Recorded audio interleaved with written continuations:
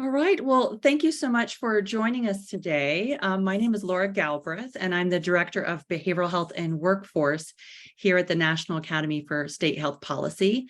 And I am joined by my colleagues today, Rebecca Faulkner, Senior Policy Associate, and Zach Gould, who's our Research Analyst, helping us today.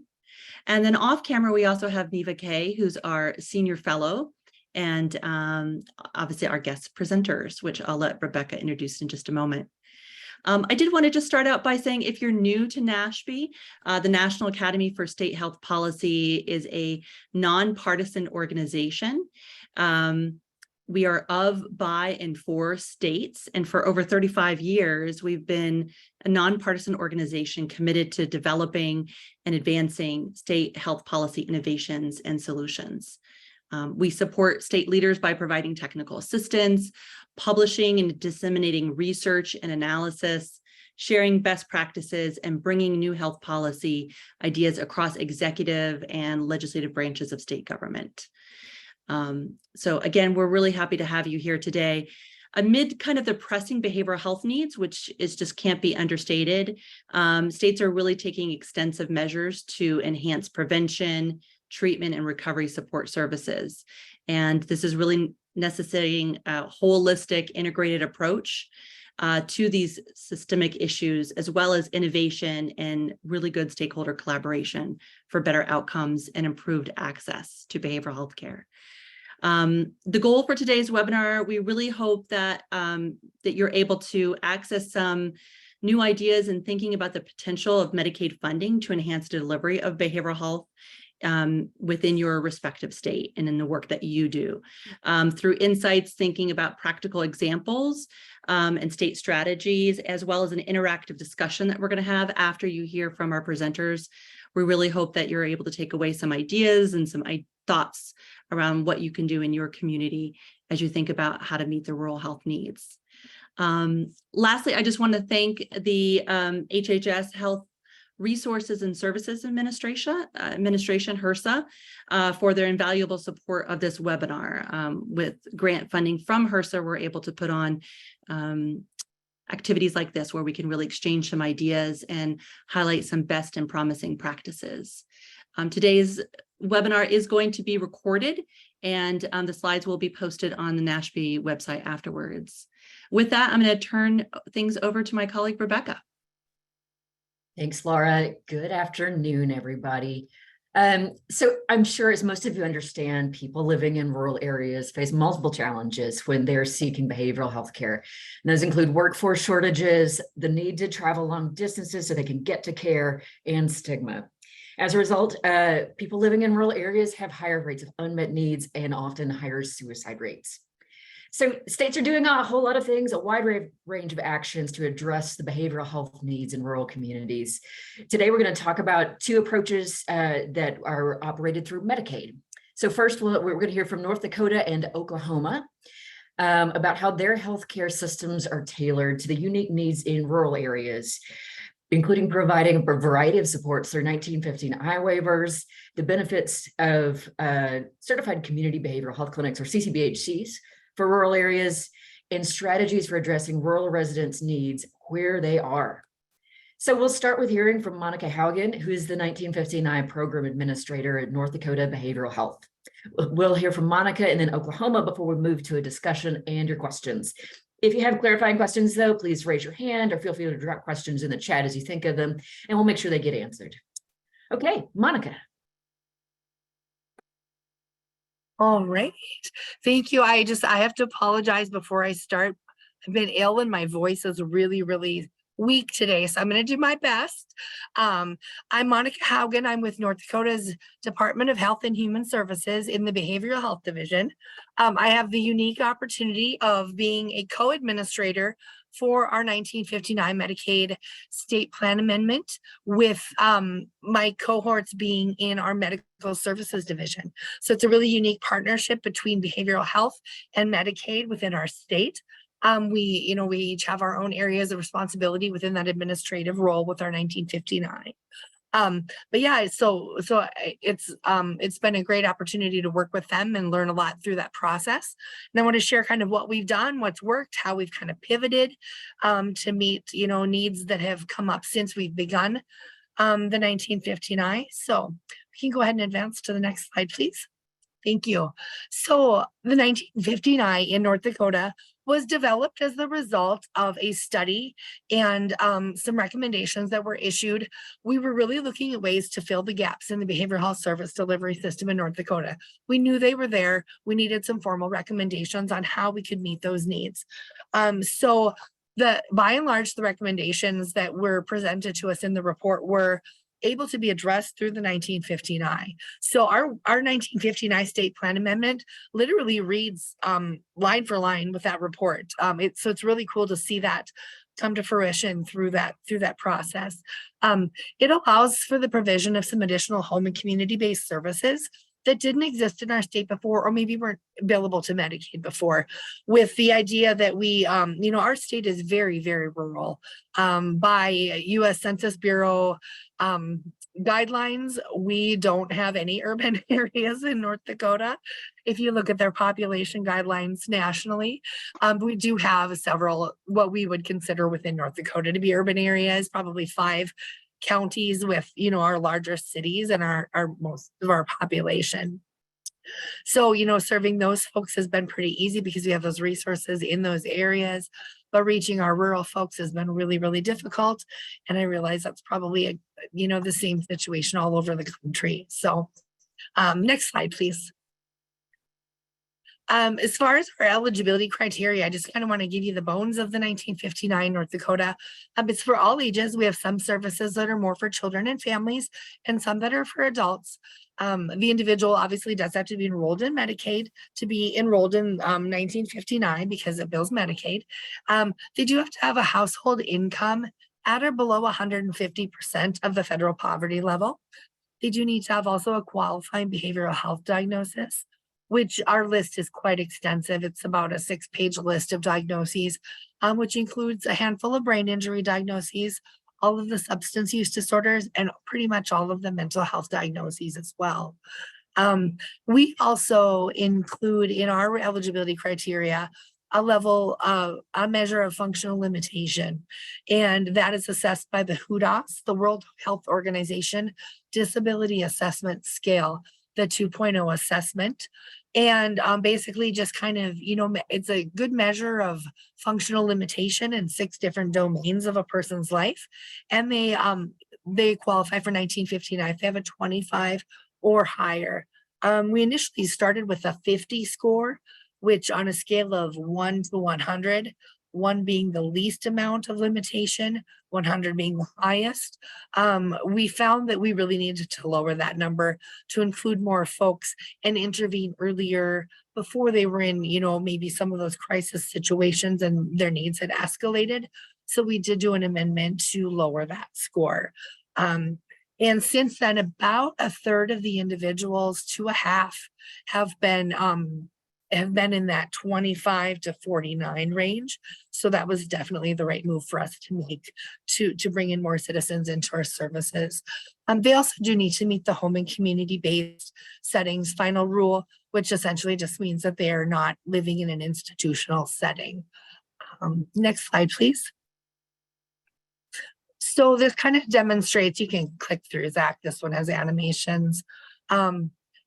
So basically we're targeting, not just those folks that have Medicaid or expansion, and then not just those folks with behavioral health needs, but adding in that component of that functional limitation. We're really targeting a smaller group of individuals in North Dakota who utilize Medicaid for their health coverage. You can go to the next slide. So our 1959 state plan amendment, we've been told is the most robust of all of the states who have 1959 services. We have 12 services that are included. They're listed here. They start with care coordination. That care coordinator is the hub, and they're the ones who are assessing the individual's needs and helping them access those other services that will help them meet their needs. So this is just a listing. There is more information. There's the policy for each of our services is linked here in case anyone wants to know more about any of those. So I'm not going to get into details about any of the services, just other than the fact that that care coordinator is that hub for the individual. Next slide, please. And this is just kind of a demonstration of the same. Once they're connected with that care coordinator, that's their key to other services, whether that be 1959 or if there's not 1959 services available, other community resources that they might tap into. That care coordinator can also coordinate those services. Next slide, please.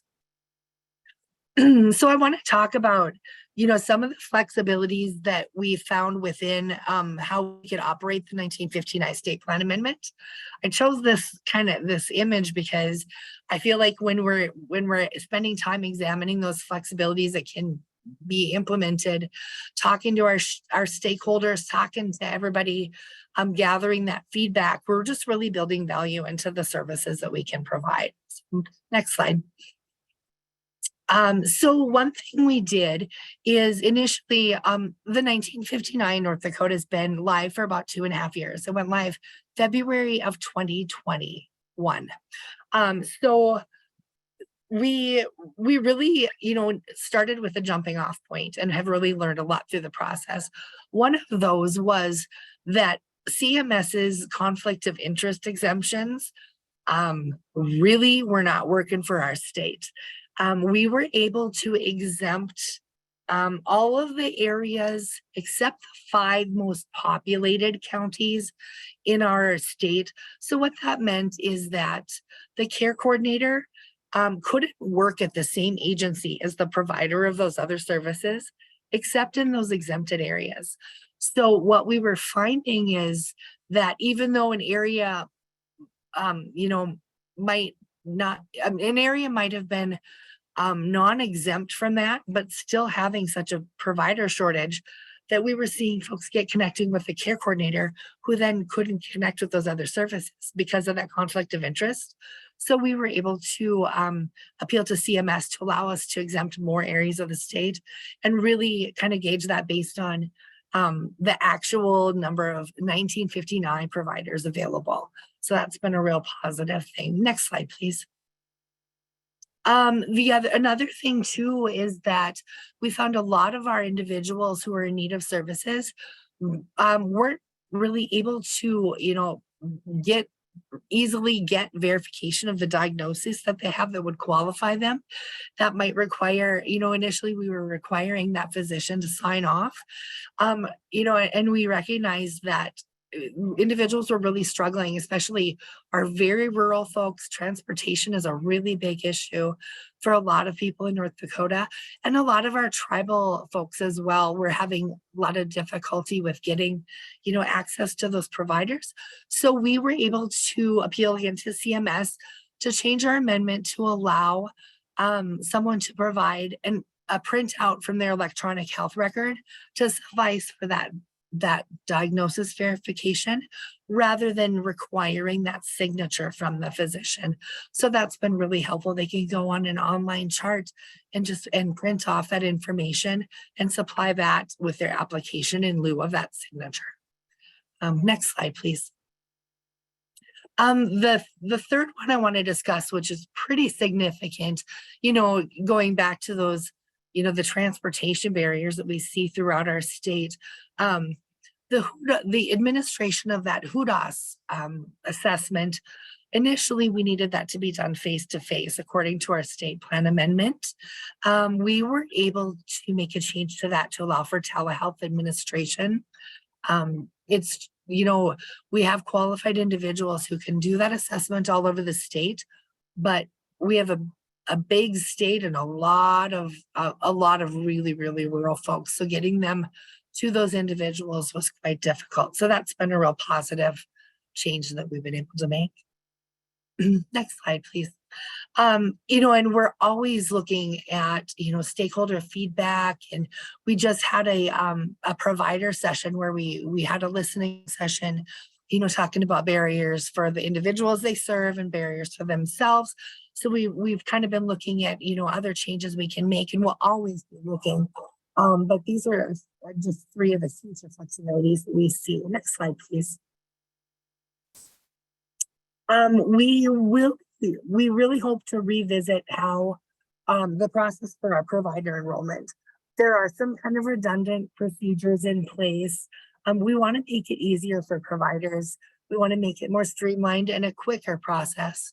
Workforce is continuing to be really challenging in North Dakota.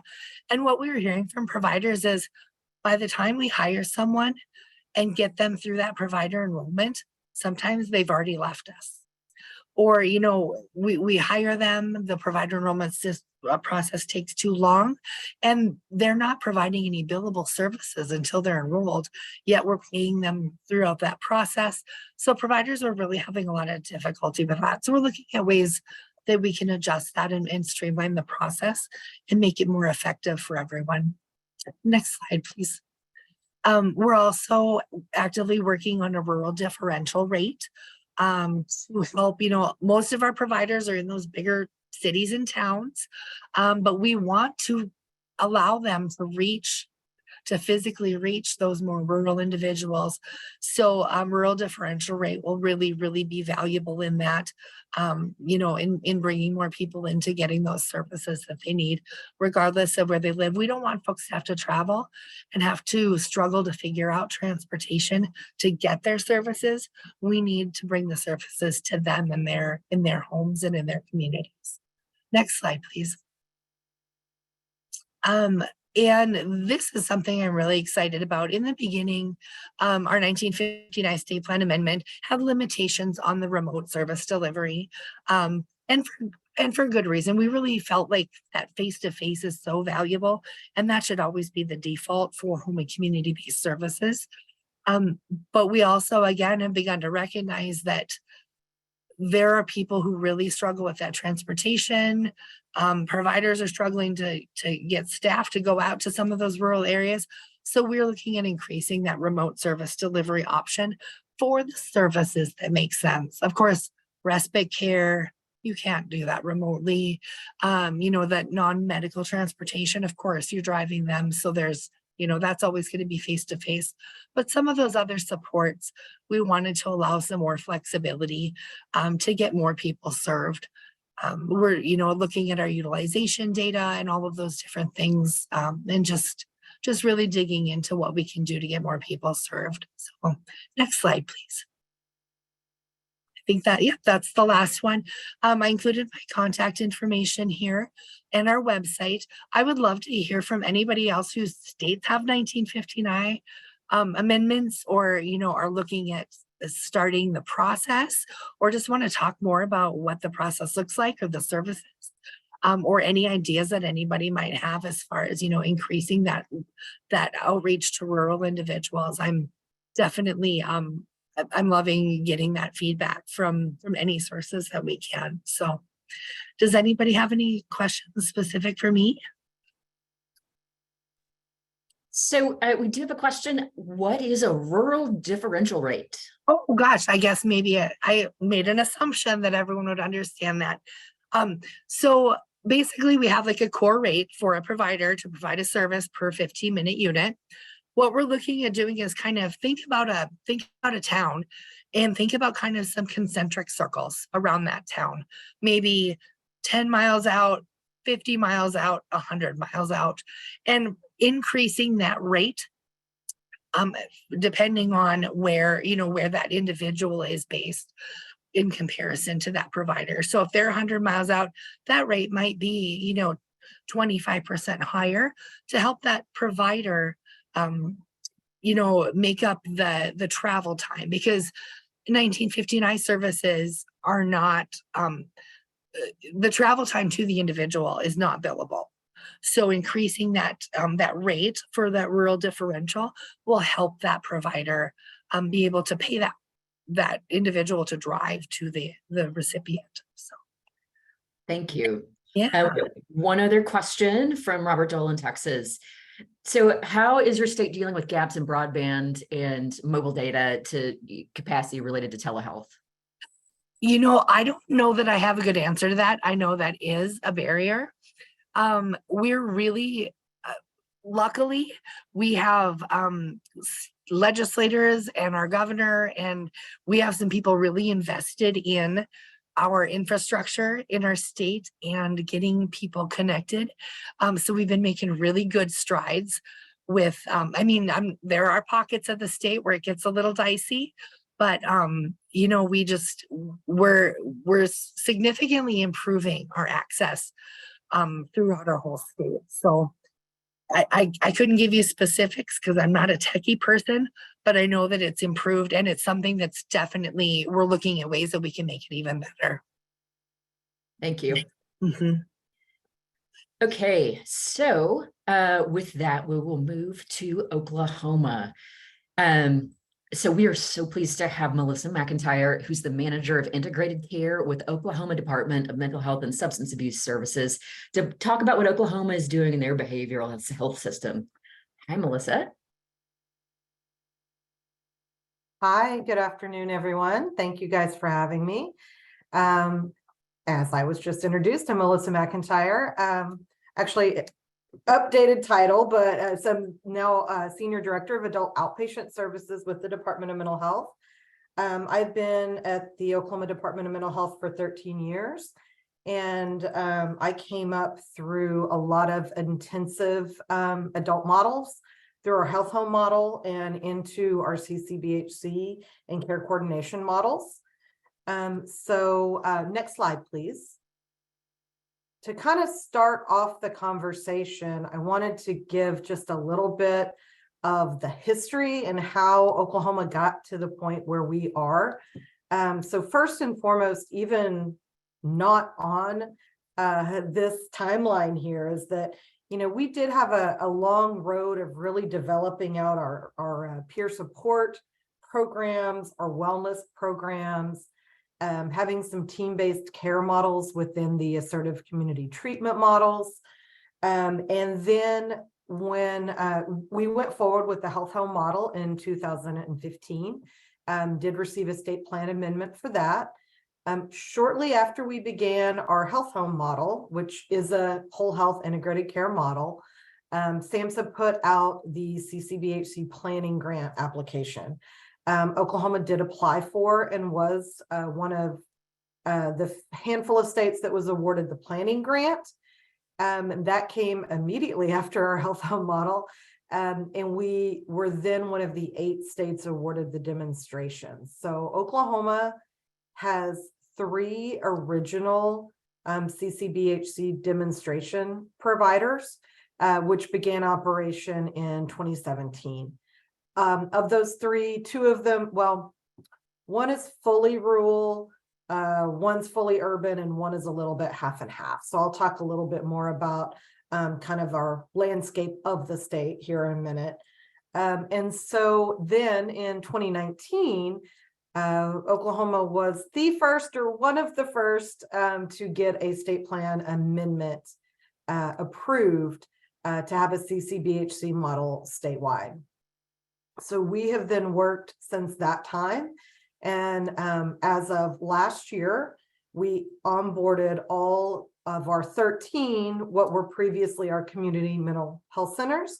And we have transitioned and onboarded them into the CCBHC model. And I'm sorry, I keep throwing out that acronym. So if anyone is not familiar, that is your Certified Community Behavioral Health Clinics.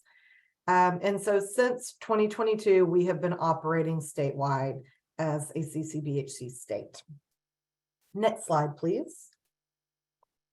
So this will show you just the kind of map. We are not completely rural. I tried to kind of highlight there with our little circle ovals. Those are our predominantly urban areas. There's a couple of other pockets that are either borderline or just under the definition for urban, but the vast part of the state is urban. And as you can see there to the left, those are the 13 providers and the areas that they correlate to.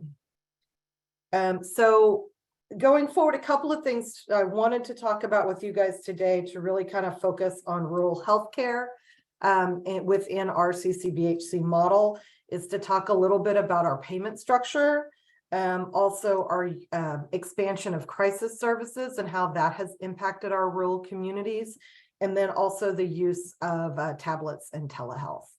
So next slide, please. So first thing, we'll talk a little bit about payment. Melissa's disclaimer is I do not claim to be the financial expert. We have a consultant. We have a couple of consultants for that on our team, but I know enough to be dangerous. So I can tell you within the CCBHC model, a payment system called a PPS, or a prospective payment system, is the payment system that is utilized within the CCBHC model. There are two. There's a PPS 1 and a PPS 2. Oklahoma chose the PPS 2, and that is actually a monthly payment rate. So the PPS 1 is a daily rate. We chose to go the monthly route primarily because we were transitioning out of our health home model, which was a per member per month payment as well. And so we had already kind of moved to that system. You know, and I think we did even at that point see some of the value in the flexibility that you gain from that monthly rate. And I say that because I think we are one of only 2 states that have the monthly rate, unless someone else has joined. It's literally Oklahoma and New Jersey. I think a lot of people shied away from the monthly rate. It is a little scary in a way. All of our clinics get a monthly payment on any individual within their CCBHC that they have provided at least one qualifying core service on.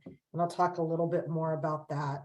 But just to kind of stick on the payment here before we move on from this, as I said, it's a monthly rate. It's a cost-based per clinic rate. So as we onboarded everyone, providers came in with an average rate that was already established based on the existing rates.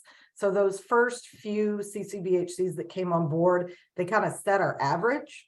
So we brought people in on the average rate, and then that allowed that new provider to then build up, ramp up, fully establish the model within their community. And then they are able, after a year of providing services and operating as a CCBHC, to then establish their own cost-based rate from there. So yes, that means we have 13 different rates based on provider, and each provider actually has 4 separate rates within that provider as well. Those 4 separate rates are 1 for adult, 1 for child, and then we also have a special population rate, which is built into the CCBHC model. And our special population is what we call our most in need list, which is a consumer list that is based on high utilization of care. So there is also an adult special population and a child special population rate. The way this helps to benefit the rural providers is that monthly rate really does allow for more flexibility of care. As I mentioned, you know, 1 core service and your services are covered, then your services are covered for that month. So then it allows you to provide some other things that you may not have been able to provide in a fee-for-service model. It also helps to support access to care because you're able to build into your cost some of those auxiliary services, some of those supportive services. I will tell you, within our model and within our provider system, The rural clinics have the highest rate, and that's because it just costs more to provide services in those areas. I got a little distracted because I saw the chat came up. I'll pause when I'm done with PPS here, if you guys want to take any questions at that point. So it does help with those kind of access to care. It helps with the cost of transportation, and it also has really helped us to enhance our crisis support system across the state. So I'll pause for a second. Rebecca, do you want to address anything for cost right here? Or do you want me to just continue through?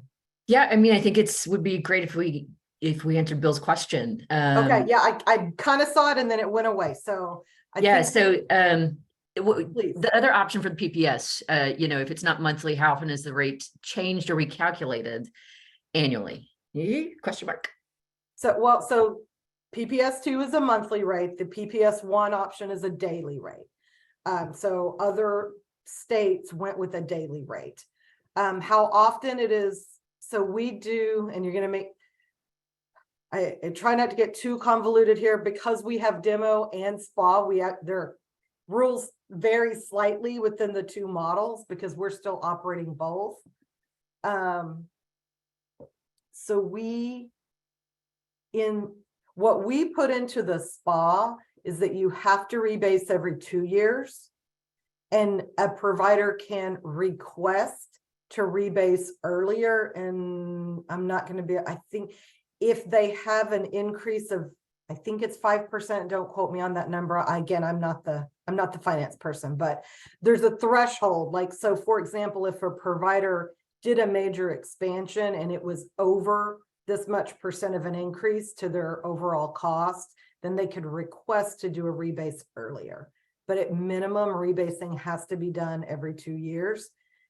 We review that and then approve or, you know, make adjustments to the cost report. The providers have to keep their own cost report, and that's what gets submitted for approval for the rate. Okay, we've got one other question. Ann Dwyer asks, or lets us know that she would love to hear more why they decided to pursue a spa while you were also in the demo.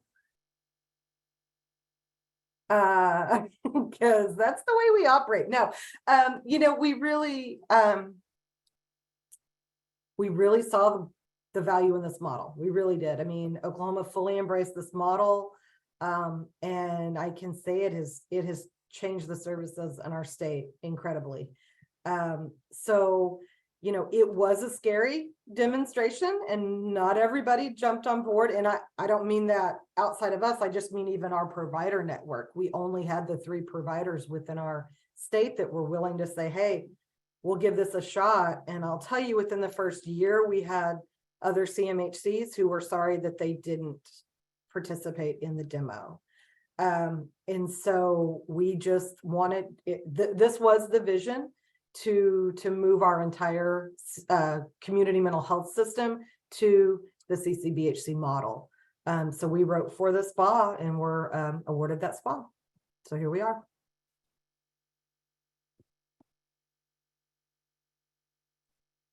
All right. I know we could talk about PPS. Do you have another question, Rebecca? No, I was just saying, Okay. let's yeah, I was gonna say, I know we could talk about PPS. We could do a whole thing on that. So next slide, please. This is the required core components within the CCBHC model. So this shows you everything that is incorporated within that PPS. And I didn't specifically intend to talk about workforce shortage, but as we all know, that's a huge issue. It's honestly still a huge issue for us as well. But this model really does help to support and allow for a wide range of staff. And your payment is not solely dependent on your licensed clinicians. You know, psychiatric rehab, peer support, family support, case management, all those additional services are built into this model as well. And it helps to address the whole health care of the individual in a coordinated fashion. Next slide, please.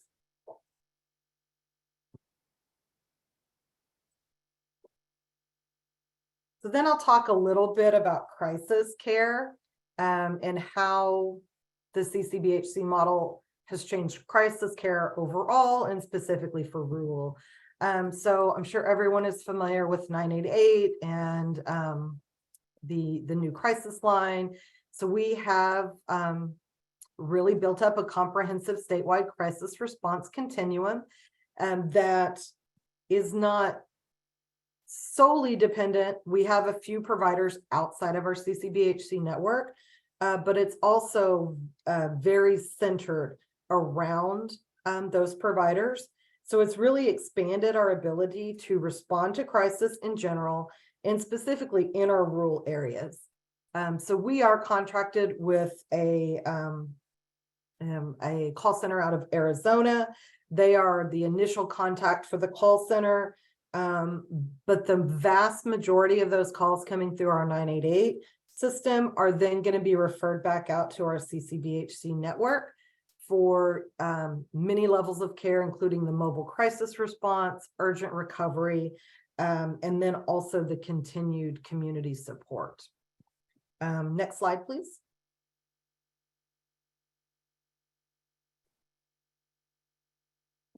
One of the things we're really pleased to have been able to expand is really expand our URC or urgent recovery centers. And we have done this again through the CCBHC model. It is financially advantageous to the providers in many ways to ensure that they have adequate crisis coverage within their service areas. So as you can see here on this, this map, the green little arrows, pins are existing, and the blue are ones that we're opening up in the upcoming year. And as we met, you can kind of tell based on the kind of grouping of pins there in the center and a little bit in the Northeast are kind of our more urban areas. What we actually kind of expanded our administrative rules within the CCBHC model, and we're requiring that our providers have urgent recovery centers in every county that has a population over 20,000 people in that county. If it's fewer than that, then they should have at minimum have one within the adjacent county. And so that has just really expanded that model. It really allows for rural consumers to receive care within their own communities. And then more than likely it's within the system that they're going to have follow-up outpatient care within that same provider network in those communities. Next slide, please. And then this is a little bit about our mobile crisis. We actually have 15 mobile crisis teams. 13 of them are our CCBHC providers. So we have a couple additional ones. But it's all our CCBHC partners. And again, it's really providing that wraparound community response in all areas of the state, including those rural areas. So when someone is in a crisis, they're still getting mobile crisis response, and they're getting that mobile crisis response from the treating provider in that community. So ideally, not that this happens 100% of the time, but ideally that kind of builds that coordination of care and that engagement into services, so that they can continue on an outpatient basis with those providers. All right, next slide, please. And then I wanted to talk a little bit about our use of tablets in IT. Oklahoma has greatly expanded use of IT and tablets. It provides instant face-to-face crisis, regardless of where that individual is. We've got some data saying on average, there's over 300 hours of contact are provided via tablets within our system. 300, I believe that within a month. And in many of these are used across the state, but they are predominantly used within our rural areas and our rural providers. Many of our providers actually purchase, own, and provide these tablets, and they make sure that these tablets are available within their communities in many locations, specifically targeting first responders and law enforcement, hospitals, schools, primary care offices, and also local health departments. Another component to the tablets are also often provided to high need individuals when they're discharged out of higher levels of care. And that way they are able to take a tablet home with them, regardless of their location, how far away they are from a clinic, lack of transportation. They have immediate access to 24/7 direct contact with their service provider, and can also maintain ongoing appointments via telehealth using that tablet, and also reaching out for any crisis need. All right, next slide, please. So I've got a couple of data sets here on the next couple of slides. I will admit, I wish I had these updated. We're actually working on data currently, so these are some of the older slides, but the first one is percentage of clients admitted to inpatient care, and clearly you can see a great decrease there. And next slide, please. The next one is the same, except this one is admitted to crisis care. So for some of our providers, that's even a more drastic decrease there in those admits to crisis care. Some of our rural providers are reporting as much as an 80% decrease in crisis care within their rural communities. So we're really, really pleased with that. Next slide, please. I think that's my final slide. So just in conclusion, thank you guys. Is there any other questions you guys had for me? Well, I'll start with one. The same one we had for North Dakota, which is, how do you deal with gaps in broadband and cell phone access? I'm sorry. I was like Monica. I was afraid that one was going to come back too. I feel like I'm with her. I feel like we've been pretty lucky. I haven't heard a lot of that. I'm sure there are pockets. But yeah, I don't have an answer to that one. I'm sorry. It is obviously something that lots and lots of states deal with. Okay, so another question we've gotten is, how are those tablets funded and maintained? So they are, and just to kind of clarify, we have a statewide company. If you've seen it, there's actually been there's a whole webinar series from Oklahoma on some of this as well, on other platforms. And so there's a company called MyCare within Oklahoma, and they provide some technology and actually provide the tablets. Most of the tablets are technically iPads, but not all of them are necessarily branded as an iPad. They are wiped. So there's literally nothing that anyone can do with that tablet other than push the button to connect to their service provider, basically. We have heard anecdotal stories. Tablets show up in strange places like pawn shops or this and that. And honestly, within rural communities, the places will just call up the local service provider because at this point they know what it is. And it's really useless to them. So we have a company that maintains those statewide. The funding, I mean, again, with it's the cost of doing business within your service area, and those are costs that are built into your cost report. So, I mean, ultimately, those are costing the provider directly. However, the cost of providing that service is then built in their cost report and being reimbursed via direct care services.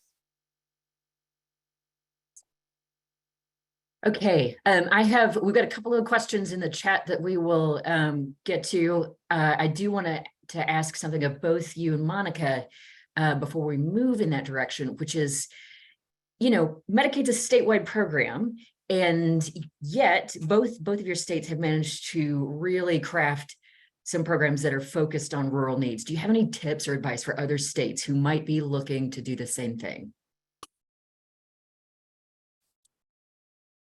I guess I can go first. I would say, you know, North Dakota's approach is typically very heavily reliant on stakeholder feedback, listening sessions, not making assumptions based on what are typically, you know, the folks who work in these programs are more urban based and don't understand those challenges that the providers in those rural areas may face, or the individuals who reside in those areas that need services. So just really listening, digging into those needs, finding out what the needs are before trying to address them. Because if we're trying to solve problems that don't exist, that's a whole lot of futile effort. Like, nobody needs to spend that amount of time fixing something that's not broken or solving something that's not an issue. So that would be my advice. Yeah, and I mean, this is slightly similar, but a little different take on it. Within the CCBHC model, a needs assessment is required. And through the process of becoming a demonstration state, we did a statewide needs assessment.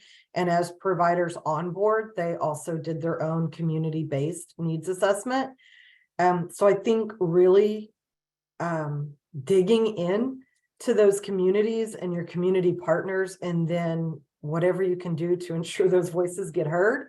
I think that's very important. And it also kind of made me think, from a statewide perspective, it's still really important to hear from the providers and from the community partners in those areas. So having those kind of stakeholder meetings, allowing people to think creatively and being flexible, I think are really important for that.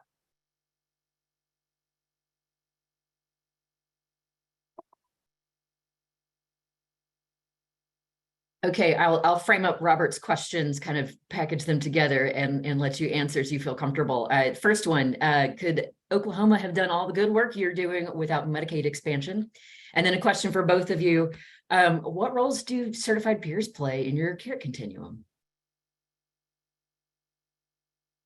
So, I mean, I'll go ahead and jump in. And to the expansion question, it certainly didn't hurt that we now have, throughout this process, we moved into Medicaid expansion. So it absolutely helps to support the model for sure.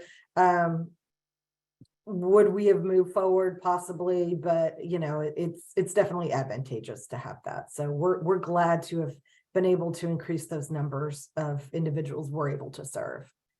And to the peer question, I saw that one pop up in the chat. I mean, they play a vital role within our system. Again, with workforce shortage, it's great to be able to have that level of staff. And again, within our model, and because we're a monthly payment structure, all of those services are equivalent in that way. So, a peer service is just as valued in many ways as any other service. And so peers are highly utilized, and we do closely monitor kind of array of service and intensity of service. And so we see that the services really are fairly evenly spread out across, intensity wise. So people are getting a variety of services. Yeah, and I can definitely answer to the peer support. North Dakota has put in tremendous effort to grow the peer workforce and that paraprofessional level of workforce, because we feel like that's really part of the answer to our workforce shortage. And in, helping us maintain those professional folks that we have, having those paraprofessionals and those peers assist with what they can and allowing those clinicians to do that clinical work has been really, really valuable. We have a really, really strong peer certification and peer training program in North Dakota. I can't really tell you the number now. Like, I want to say we have something somewhere between 200 and 300 certified peer support specialists who have gone through a 5-day training and a certification process. We have peers in emergency departments. We utilize peers within 3 or 4 different state programs that we run for behavioral health support. So we definitely, and we do have on our behavioral health website, which is hhs.nd. I'll have to look it up because we just changed it and I want to give you the right one. But yeah, we have a whole a page that talks about our peer supports and all the efforts and what that training looks like. And yeah, so we're really excited. That's definitely one of our focus areas going forward as well. And I'll get I'll get our website in the chat. Rebecca, I was wondering if I could ask a question while we're waiting for others to put things into Q&A. Both of you shared how you've added some flexibility where you can, whether it be kind of administrative, workforce, the flexibility with the monthly rate, to allow, recognizing the needs for your rural providers. I would imagine a lot of that takes a lot of coordination between Medicaid and your behavioral health authority, thinking about what's fidelity to evidence-based practices, things like that. Do you have any advice or thoughts as these two agencies, departments that may or may not be well connected in every state kind of come together to work on behavioral health and specifically the needs in rural communities? I can definitely answer that for North Dakota. We have such a strong partnership with our, I say we because I'm the behavioral health side, have a strong partnership with our medical services, our state Medicaid division. I think it's really important to understand and outline specific roles and base those on the kind of fundamental views of the, we have different worldviews, basically, the folks who work in behavioral health and the folks that work in Medicaid sometimes. Our Medicaid folks tend to be very astute with policy and details and that's not my talent area. So I wouldn't be a good person to do writing the policy and to, continuing to do our state plan amendments.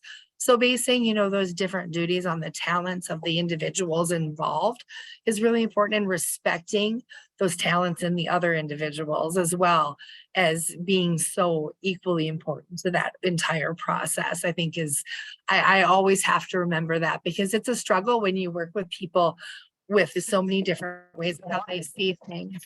And but we all come to the table with the same goal in mind, and to keep that in the forefront is really important as well.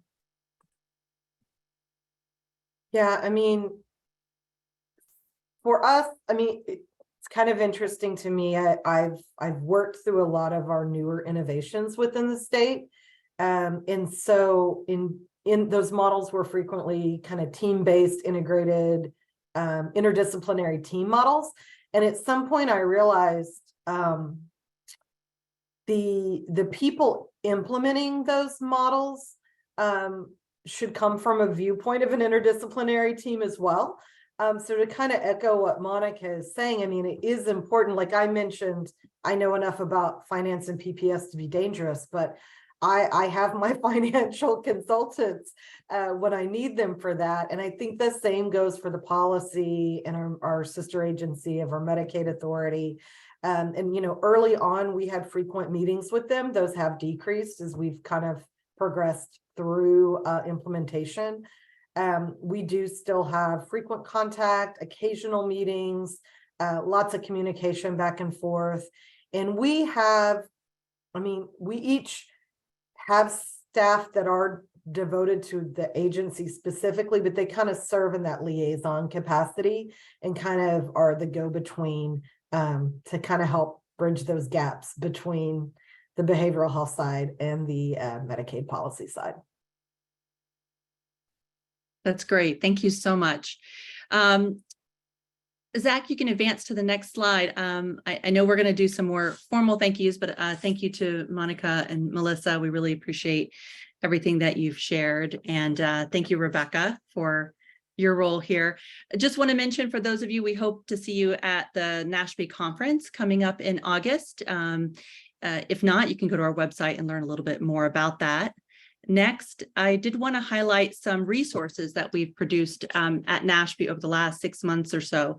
Zach has added these links into the chat box. So if you want to take a look at any of them, really kind of diving in around quality metrics, around quality pay for performance under Medicaid managed care, looking at the rural health crisis.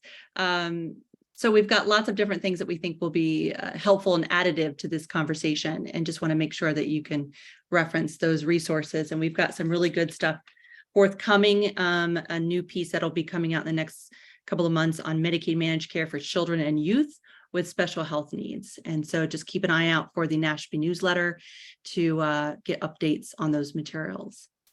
Next slide. With that, again, thank you so much to our speakers. Thank you for all the participants. Please let us know how we can grow and make this more helpful. What are other behavioral health topics that would be of interest to you when we think about the role of states in supporting the behavioral health continuum going forward? So please make sure to fill out that survey. And Rebecca, any final words you'd like to add? I don't think so. Thank you all for the work you're doing. Have a great day, everyone.